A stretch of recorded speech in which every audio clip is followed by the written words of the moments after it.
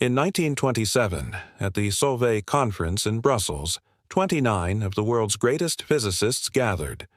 Among them stood a lone woman, Marie Curie. She wasn't just the only woman in the room.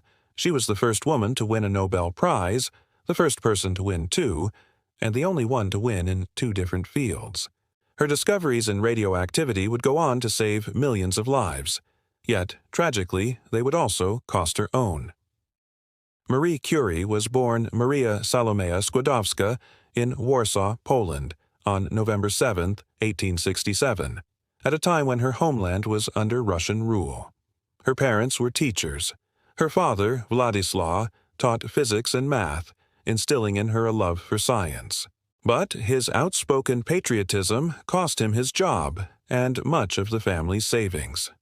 Maria's childhood was marked by tragedy. Her sister, Zofia, died of typhus, and a few years later, her mother passed away from tuberculosis. By age 10, Maria had lost both. These early losses pushed her away from religion and into a deep dedication to learning. Determined to pursue higher education in a world where women weren't allowed to attend university, she enrolled in Warsaw's underground Flying University, a secret school that moved locations to avoid Russian authorities. At 17, she worked as a governess to support her sister's studies in Paris, with the promise that one day her sister would help her do the same. Education in Paris. In 1891, Maria became Marie and moved to Paris to study at the Sorbonne. Life was brutally hard. She lived in a tiny, unheated attic, often skipping meals to study. Despite these hardships, she thrived. She earned degrees in physics and mathematics and soon crossed paths with Pierre Curie, a brilliant physicist. The two fell in love, not just with each other, but with science itself. They married in 1895 and became true partners in research. Marie often wore her dark blue wedding dress in the lab, a symbol of her practicality and focus. Discoveries in radioactivity. 26, Marie was fascinated by radiation, a phenomenon newly discovered by Henri Becquerel. Together with Pierre, she studied the mysterious mineral pitchblende and uncovered two new elements, polonium and radium. Their work was grueling. In a drafty, leaky shed, they processed tons of ore to isolate tiny amounts of these elements. Yet their perseverance paid off.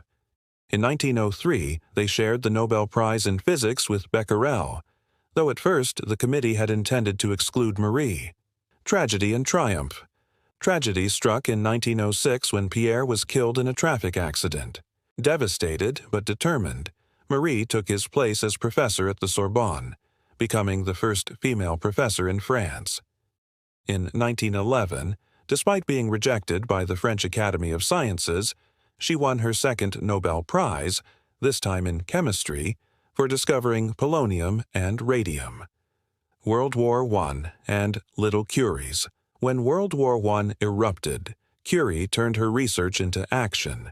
She developed mobile X-ray units known as Little Curies, which were taken directly to the battlefield. She and her daughter Irene trained women to operate them, personally driving through war zones to save lives. It's estimated that her innovation saved over 1 million soldiers. Later years and legacy. Her lifetime of exposure to radiation took its toll. Marie Curie died in 1934 at age 66 from aplastic anemia, but her legacy lived on. Her daughter, Irene, would go on to win her own Nobel Prize. Her radium institutes in Paris and Warsaw remain world-renowned research centers. And in 1995, Marie became the first woman to be laid to rest in the Pantheon in Paris on her own merits. Her papers remain so radioactive that researchers today must wear protective gear just to handle them. Marie Curie was more than a scientist.